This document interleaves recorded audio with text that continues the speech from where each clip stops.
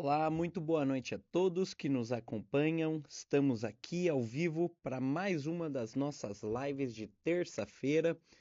Live essa em que a gente vai falar de uma oportunidade bem bacana, que é um galpão comercial na Moca. E inclusive ontem, né, para quem está aí nos acompanhando, né, principalmente quem for aqui da região, deve saber, ontem foi aniversário da Moca, né, do bairro aqui da Moca. E que jeito mais legal de fazer uma homenagem a esse bairro tão tradicional aqui em São Paulo, na Zona Leste, do que apresentando uma baita oportunidade, um baita galpão comercial nessa região, né? Bom, galera, sem mais delongas, eu vou já começar mostrando aqui esse imóvel, tá? É esse primeiro banner que vocês estão vendo aqui em cima, tá bom? Então esse aqui é o site da Alfa, esse aqui é o nosso banner rotativo. E o imóvel é esse que tem o maior destaque, beleza? Vamos dar uma olhada agora, conferir um pouco mais sobre esse galpão. Eu tenho alguns materiais adicionais para poder mostrar para vocês hoje, tá? Então hoje eu trouxe algumas coisinhas aqui para a gente poder olhar além do que está no site. E eu posso compartilhar para quem tiver interesse, para quem quiser ter acesso ao material adicional que eu vou mostrar aqui para vocês na live. Sinta-se à vontade para nos contatar, para poder falar conosco, porque a gente compartilha com vocês o material, tá bom? Bom, antes da gente iniciar aqui toda a parte de conteúdo, né? Deixa eu dar as boas-vindas para quem está chegando agora, para quem está fazendo parte aqui da nossa live, né? Então, Lucas Reis, seja muito bem-vindo. Renan Ishikawa, que está sempre aí conosco, seja muito bem-vindo também, tá? Guilherme Muliterno, né? Muliterno, seja muito bem-vindo também, tá bom? Sejam todos muito bem-vindos, é um prazer imenso recebê-los, tá? Israel também, Israel Leite, seja muito bem-vindo, é um prazer imenso estar aqui com vocês. E, bom, sem mais delongas, né? Depois eu vou recepcionando e cumprimentando quem for chegando aí na nossa live, mas sem mais delongas, vamos conhecer o que é essa oportunidade, esse galpão que a gente tem aqui na Moca, né? Na verdade, ele não é um galpão, ele é um conjunto de galpões, né? Ele é um imóvel gigantesco formado por 7 matrículas diferentes, tá?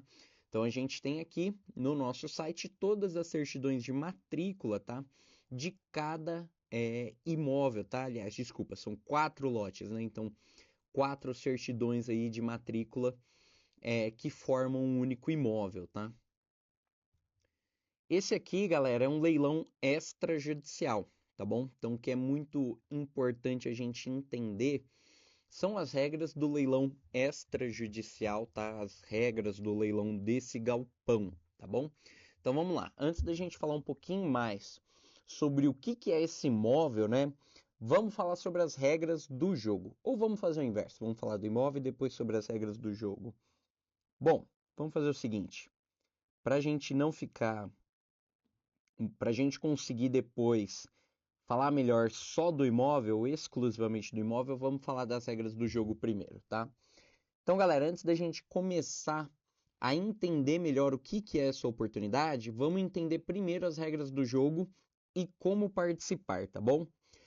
Então, novamente, né, voltando, recapitulando, isso aqui é um leilão extrajudicial, tá bom? A oportunidade de aquisição desse imóvel aqui que eu comentei, esse galpão, esse conjunto de galpões gigantesco na Moca, é um, ele é oriundo de um leilão extrajudicial, tá?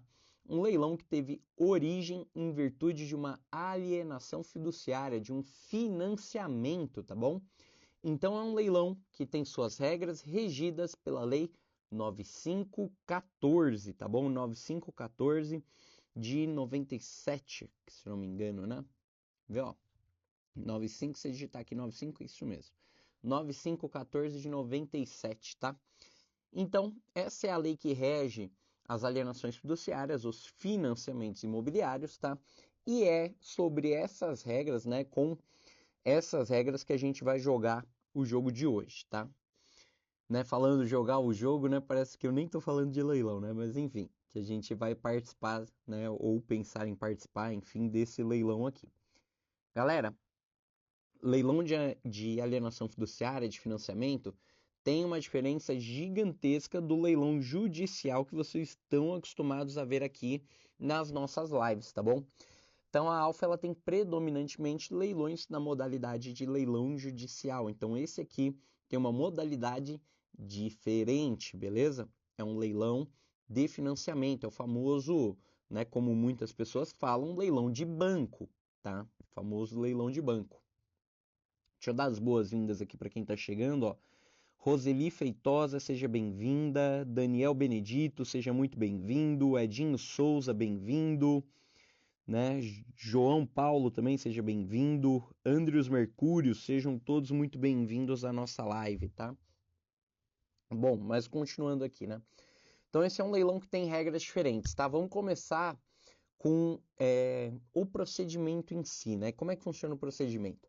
Então, leilão judicial, vocês estão acostumados, né? Uma execução, geralmente um cumprimento de sentença, alguma dívida judicial sendo perseguida e que leva a gente até o ponto de acontecer um leilão de algum bem, né? As dívidas das pessoas, os bens das pessoas respondem pelas dívidas.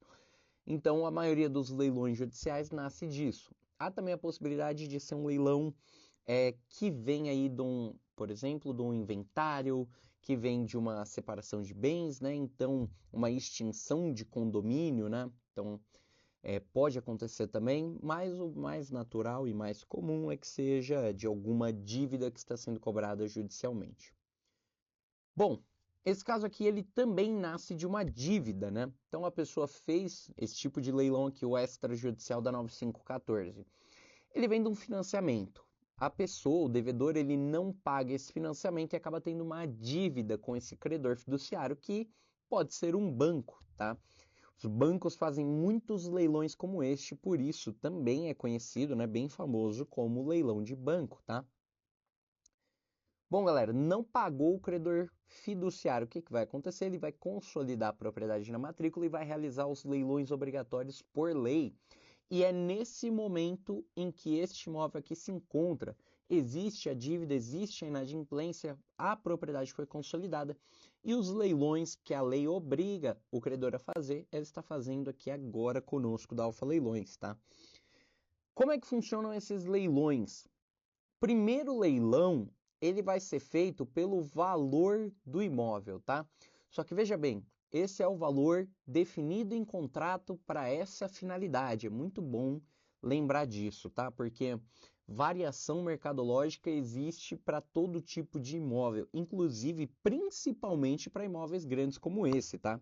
Então, quando a gente fala aí do valor do imóvel, não significa necessariamente que ele vale exatamente isso. É o valor que foi estipulado para essa finalidade e que geralmente é o valor de avaliação do imóvel à época em que isto foi definido. Já o segundo leilão, e nesse caso não se trata nem da nomenclatura segunda praça e primeira praça, e sim da nomenclatura realmente primeiro e segundo leilão, né?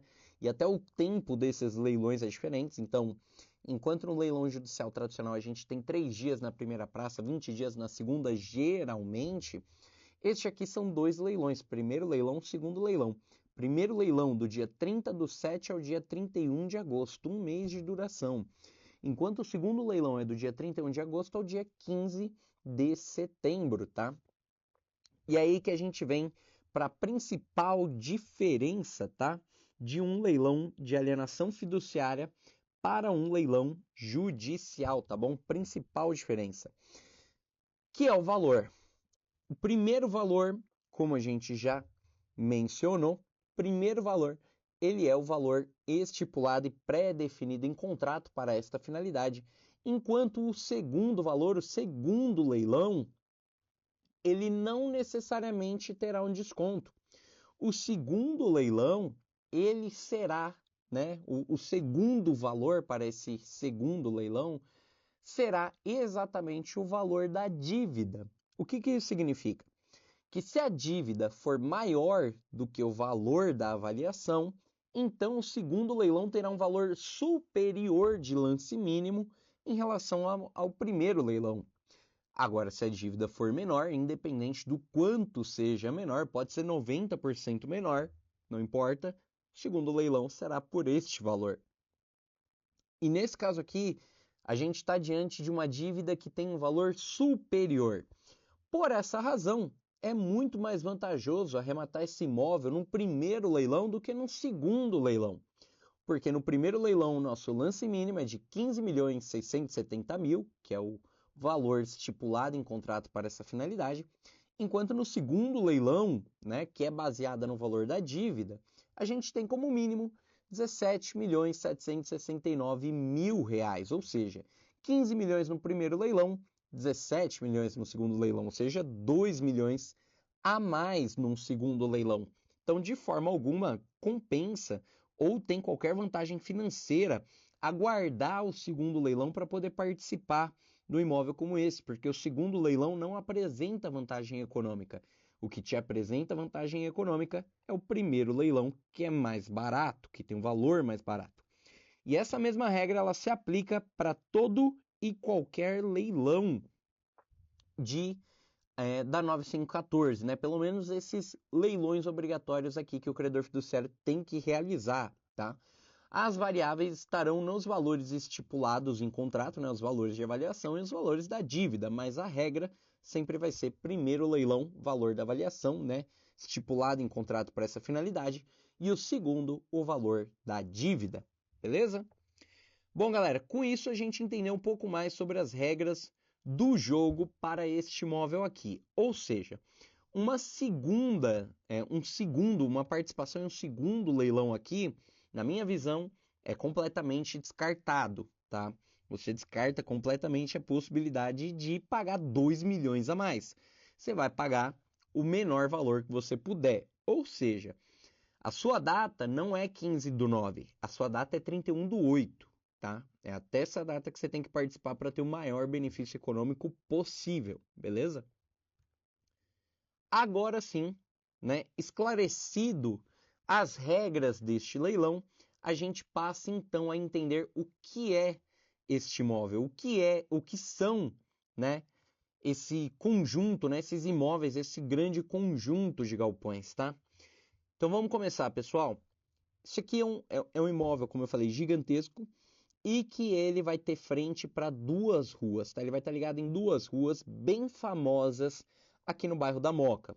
A rua Dom Bosco e a rua Coronel Sintra, tá bom? Agora aqui por meio da imagem de satélite, eu vou mostrar para vocês como que esse imóvel tem a frente para as duas ruas, tá? Claro que muita gente aí que é do negócio, que já trabalha com leilão, vai entender e vai ter uma noção de como isso pode acontecer, tá? Mas aqui, vocês estão visualizando aqui em cima, né? Essa área aqui do meio, né? Então, essa área aqui do meio, galera, né? Essa delimitação, essa demarcação em azul é o nosso imóvel, tá? E aqui a gente tem a frente dele, ó, onde vocês veem que eu estou passando aqui com o mouse, né? Essa parte aqui que desce, onde está a lupinha aqui, ela é a Rua Dom Bosco, tá? Então a gente tem esses dois galpões aqui que são ligados aos demais, né? Que fazem frente aqui com a Rua Dom Bosco, tá? Essa esquina aqui não pertence ao nosso imóvel e os imóveis que estão atrás dela e que formam esse L, aí sim são o nosso imóvel. Então a gente tem esse pedaço de frente para a Rua Dom Bosco, bem famosa, e essa outra parte aqui de frente para a Rua Coronel Sintra, tá bom? Outra rua importantíssima aqui no bairro da Moca. Detalhe muito importante, né, para a gente se atentar e conseguir identificar melhor aqui a localização desse imóvel, tá? Para quem não faz parte da Moca, tá? Quem não conhece a região. Então eu estou aqui no Google Maps, vocês estão vendo minha tela. Aqui eu vou demarcar para vocês, medir a distância e marcar para vocês onde está o nosso imóvel. O nosso imóvel é isso daqui, ó, que eu estou marcando agora, tá?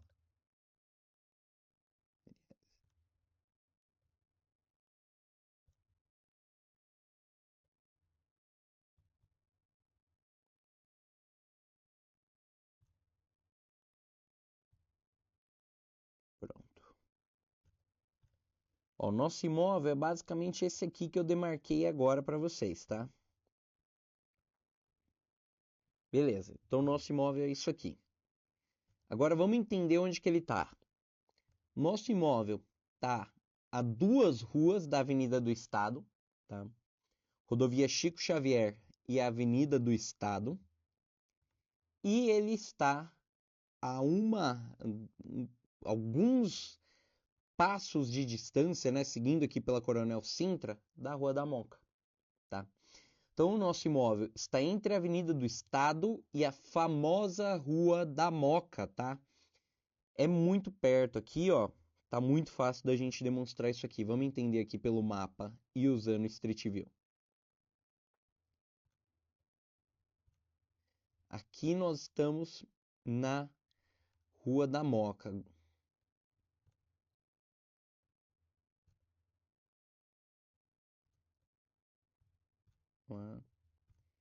Bom, Rua da Moca, muito famosa, muito conhecida, tem ligação direta com a Paz de Barros, também muito conhecida. E aqui a gente entra na Coronel Sintra. Pronto, já estamos na rua do nosso imóvel, tá? E andando um pouco para frente, a gente já consegue visualizar o nosso imóvel, que está bem aqui. Este é o nosso galpão, ok? Então ele tem toda essa frente aqui, tá? Ele é muito grande. Indo pessoalmente, vocês conseguem ter uma dimensão um pouco maior, né? Um pouco melhor do tamanho desse imóvel aqui. É gigantesco, tá? É um baita galpão esse aqui. E essa é a nossa frente para a Rua Coronel Sintra, tá? Agora, a nossa frente para Dom Bosco é esta aqui que eu vou mostrar para vocês. Na Dom Bosco, o nosso imóvel é este aqui.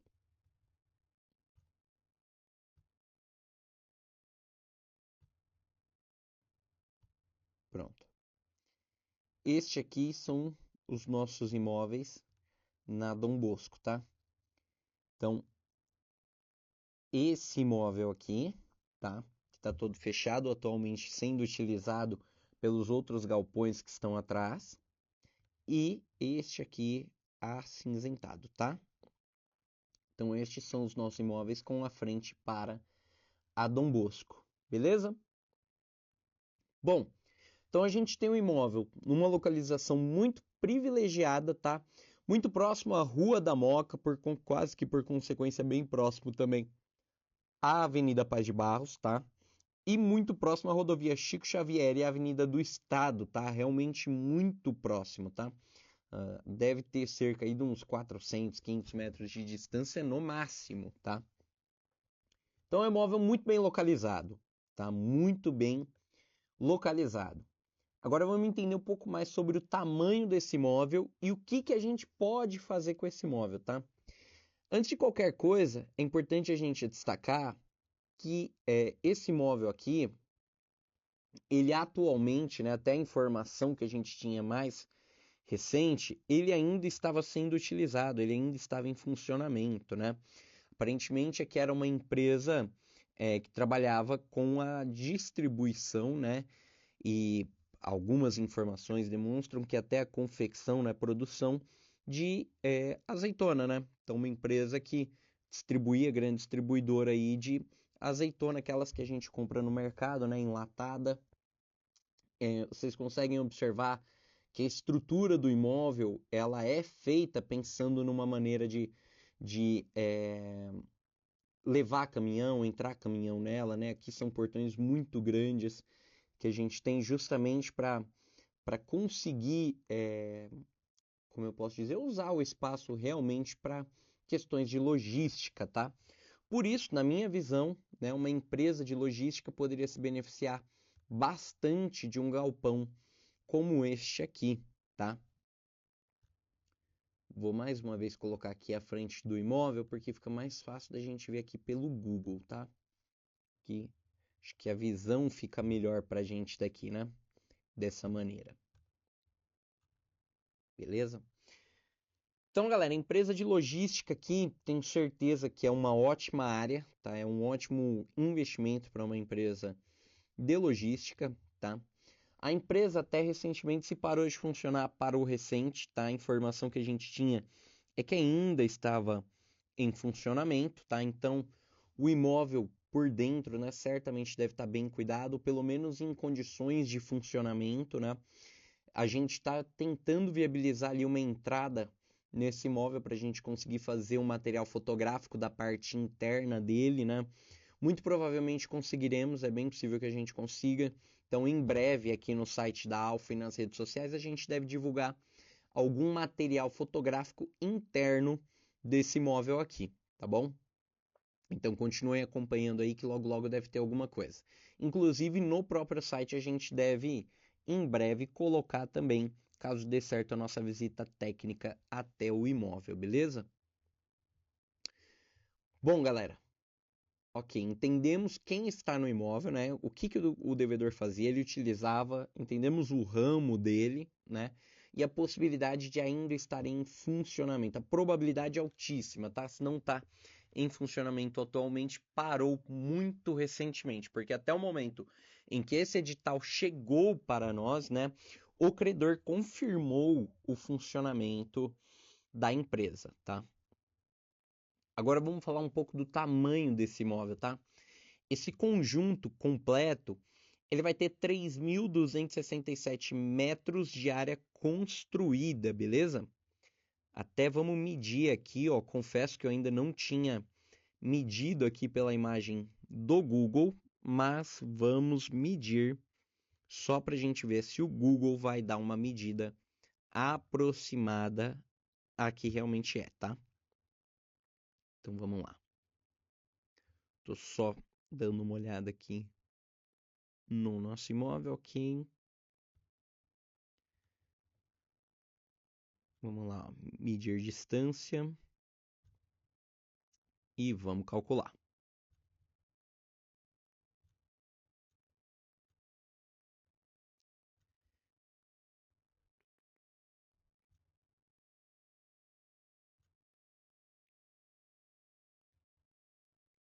Eu venho sempre tirar dúvida ali.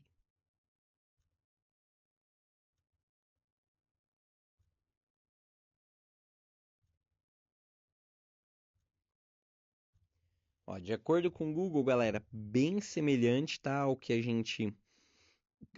tem ali, né? O Google, ele não é 100% preciso, mas ele dá uma boa noção, tá? Porque ele tá dando aqui de terreno pra gente 2.520 metros, tá? E aqui na descrição do imóvel a gente tem 2.600 metros de terreno, tá? Então o Google até que, né, apesar de não ser 100%, né, muito próximo do que a gente tem formalmente ali com a documentação, tá? Ah, é porque a área construída é maior, porque o cálculo é feito também com base no pé direito, tá? Ou seja, é um imóvel muito alto, né? Então a área construída dele é absolutamente maior do que a área do terreno do que se calcula convencionalmente para casas térreas, tá? Então, galera, a gente tem aqui 3.267 metros de área construída e um terreno de 2.600 metros, né? E por mais incrível que pareça, né, o cálculo do Google está bem próximo ali da realidade do que tem formalmente, né, registrado na documentação, né? Até a gente dando uma ajustadinha aqui no Google, ó, ele já se aproxima ainda mais da realidade, né? Com a gente mexendo um pouquinho aqui, tentando deixar o mais preciso possível. Ó, 2.621, bem próximo, né? O Google é bom para ter uma boa estimativa, né? Então, galera, até a medição do Google e os documentos, né? 2.600 metros de terreno, coisa pra caramba, e 3.200 metros de área construída, tá? Beleza. Entendemos o tamanho desse imóvel, tá? Sabemos que é um imóvel gigantesco, tá? É um imóvel gigantesco. Agora vamos entender o que dá pra gente fazer com esse imóvel aqui, beleza? Deixa eu aproveitar, fazer uma pausinha aqui para dar as boas-vindas aí pro Daniel Benedito, né, que chegou na nossa live, o Juliano Scholar também chegou na nossa live, sejam muito bem-vindos, tá bom? Sintam-se à vontade para tirar dúvidas sobre esse caso que eu estou apresentando, sobre qualquer outro que a gente tenha no nosso site, tá bom? Essa é uma live realmente aí para a gente abrir um canal de comunicação direta com todo mundo que nos acompanha, com todos que nos assistem, tá? Então, ok. Beleza. Agora vamos olhar aqui algumas coisas sobre esse imóvel, tá? Pessoal, eu tô trazendo aqui para vocês, vocês vão ver aqui na minha tela agora, dois materiais, tá? Que eu tenho aqui adicionais, né? Produzidos pela própria Alfa, tá? Como um complemento desse estudo de caso, desse estudo de oportunidade, tá? A gente ainda está enriquecendo mais esses documentos, né? A gente quer colocar neles também as fotos internas que eu mencionei para vocês que eu traria e que eu colocaria no site da Alfa Leilões, tá? A gente vai adicioná-los nesse documento aqui também, mas eu vou mostrar para vocês o que a gente tem aqui, né, de material extraordinário, além daquilo que nós vimos agora no site da Alfa, tá? Então tudo isso aqui é exclusivo, vocês não vão encontrar em outro lugar, tá? Estou mostrando material exclusivo para vocês e que a Alfa pode compartilhar com qualquer interessado que entrar em contato conosco, tá? Material de estudo que a gente costuma fazer, a gente utiliza em determinadas divulgações, tá? Mas enfim, a gente está mostrando aqui ao vivo na live, tá? Aqui tem todas as informações que a gente levantou e que a gente pode compartilhar com qualquer interessado. Tá bom? Então não tem nada de sigiloso, não tem nada de segredo que esteja sendo quebrado, né, nesse documento. Então vamos lá, galera. Essa apresentação, a gente já coloca ela no modelo de apresentação justamente para que a gente possa compartilhar, né, com qualquer pessoa que tiver interesse, tá bom?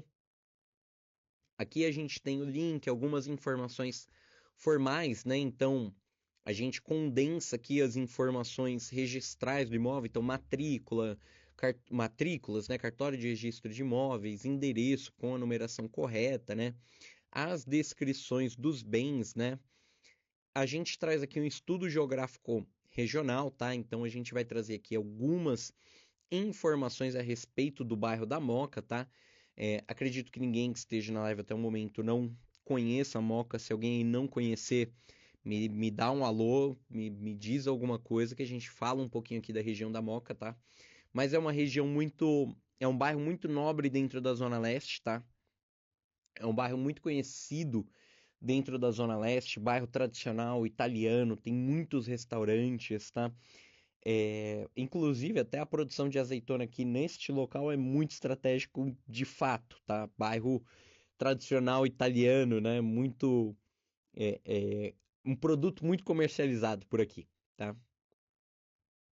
Casas antigas, né? Casas bonitas, né? Muito prédio, região mega valorizada, a região da Moca, tá? Apartamentos caríssimos se tem aqui. E, bom, então aqui a gente fala um pouquinho dessa região, tá? A gente vem aqui um pouquinho para baixo, ó, vou dar uma aproximada aqui para vocês, porque aqui a gente começa a falar, tá? Sobre o zoneamento, tá? Esse aqui é o ponto que eu quero trazer para vocês, o zoneamento, tá? Por que o zoneamento? Porque é com base nessa informação do zoneamento que a gente vai entender o que é possível de ser feito no imóvel como este aqui, tá? Então é óbvio, a gente sabe que ele funciona como um galpão, a gente sabe que é uma ótima oportunidade comercial, um conjunto de galpões, empresa de logística, indústrias, né, empresas do ramo aí da indústria, vai estar num setor que consegue trabalhar muito bem, tá? E a gente tem aí, então a gente tem interesse comercial, né, possibilidade comercial, possibilidade industrial, tá? E a gente tem possibilidade residencial também, tá? E o zoneamento ele vai nos indicar um potencial gigantesco para isso, tá? Que muita gente às vezes ignora que a gente está falando de um terreno de 2.600 metros num bairro muito tradicional da Zona Leste e que apartamento vende que nem água, tá? Então eu gosto sempre de trazer essa possibilidade quando eu pego terreno grande como esse aqui, tá?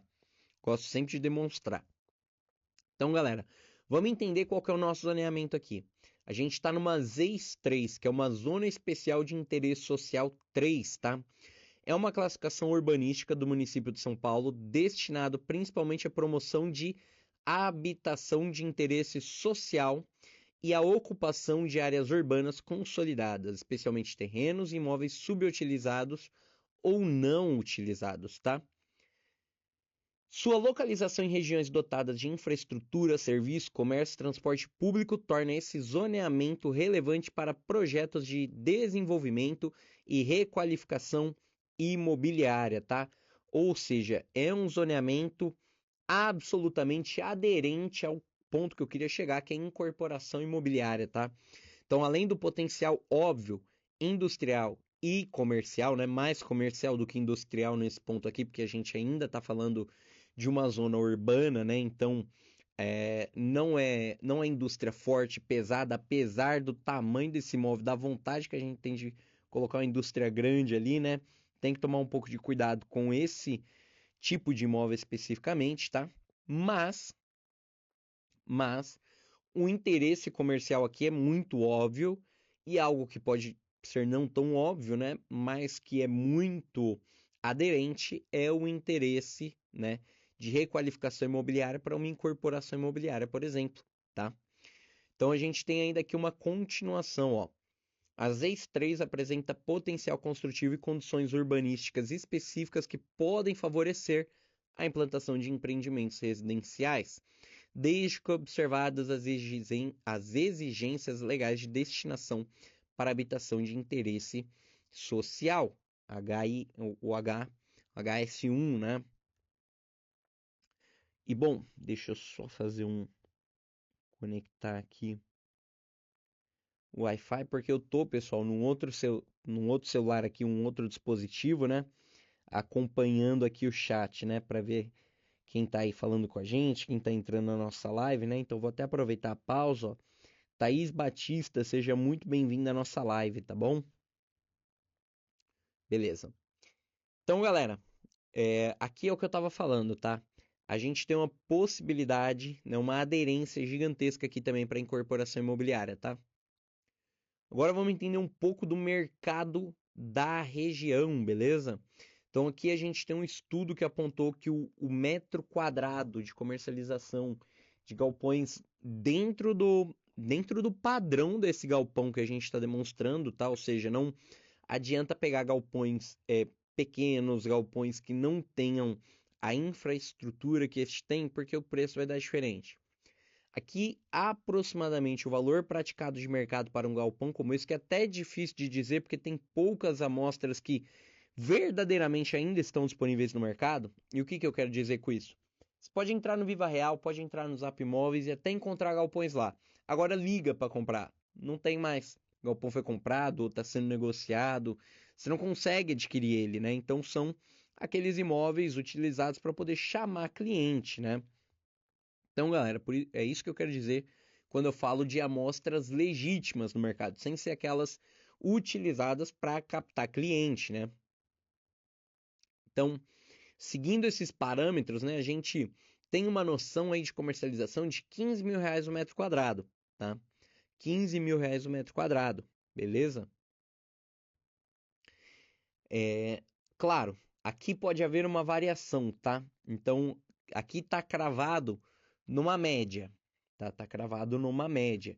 Então, aqui o preço ele pode ter uma variação, né? De aproximadamente 30% para baixo, 30% para cima, dependendo do tipo de imóvel que você está comprando, tá?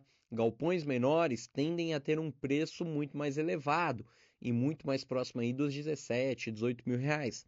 Enquanto imóveis um pouco maiores, que geralmente tem um pouco menos de cuidado, tem um metro quadrado aí próximo da faixa dos 10 mil reais, beleza? Bom, de toda maneira, a gente tem aí o benchmark, né? Ou seja, um valor médio de mercado aí, que pode ter uma variada aí de 23 a 40 milhões de reais, mais ou menos, tá? Ou seja, tá? É aquilo que eu falei para vocês, o mercado não necessariamente vai, né, vai colocar ali como valor de avaliação do primeiro leilão exatamente o valor que de fato vale no mercado, beleza? Bom, galera, então beleza, estamos falando aqui. Aqui tem um pouco mais de explicação, tem alguns links que vocês podem acessar, né, de amostras do mercado para vocês compararem, né? E a gente tem o cuidado de buscar amostras genuínas, né? Quando está muito escasso, a gente coloca uma ou outra que foi utilizada para captar cliente, né? Mas a gente faz questão de deixar isso destacado, tá? E aqui a gente tem o nosso lance mínimo de 15 milhões, né? E a garantia de que o arrematante terá o imóvel livre de qualquer ônus, tá? Livre de qualquer ônus, beleza? Débito tributário, né? Vai ficar tudo vai ser responsabilidade ali do o credor fiduciário, né? Vai quitar, né? Então, enfim, premissa do leilão, né? É isso aí, vocês já vão estar acostumados com o leilão judicial, mas para esse caso aqui também, conforme regras do edital, é livre de ônus, tá? Agora, outra coisa que eu quero mostrar para vocês num outro material complementar que eu tenho aqui. Eu quero mostrar para vocês o nosso quadro de diretrizes urbanísticas, tá? Eu quero mostrar para vocês, para a gente ter uma noção melhor do que dá para fazer nesse imóvel, tá? E para isso eu vou usar o nosso quadro de diretrizes urbanísticas, tá? Eu tô olhando aqui para o celular para ver se dá para enxergar minimamente aqui o quadro, tá? Acho que dá sim, acho que assim ficou bom. Tá. Ó, o Eltron, seja bem-vindo aí também à nossa live, tá? Bom, galera, então vamos entender aqui, ó, de acordo com o quadro 3 da Lei 16.402, né, de 2016, né, versão consolidada, já com as alterações da Lei 18.081 de 2024, né, leis essas que estabelecem, né, o plano diretor, né, da região aí da Moca, do município da Moca, tá? Então, galera, vamos entender aqui. Ó, tabela de parâmetros, tabela de parâmetros urbanísticos das EIS 3, beleza? Coeficiente mínimo 0,5, coeficiente básico 1. Aí agora é a hora que o bicho pega, ó. Coeficiente máximo 4. Coeficiente máximo em eixo 6. Galera, isso aqui para um terreno de 2.000 metros, tá? Ou seja, o que isso aqui quer dizer? Que, no mínimo, esse imóvel tem que ter 1.300 metros de área construída, tá? Coeficiente básico, 2.600 metros, tamanho do terreno, tá? Limite acima do qual incide a outorga onerosa, né? Aí quem é do ramo vai entender, né? Essa questão, enfim, as negociações você pode ter para poder estar desonerado, né? Enfim.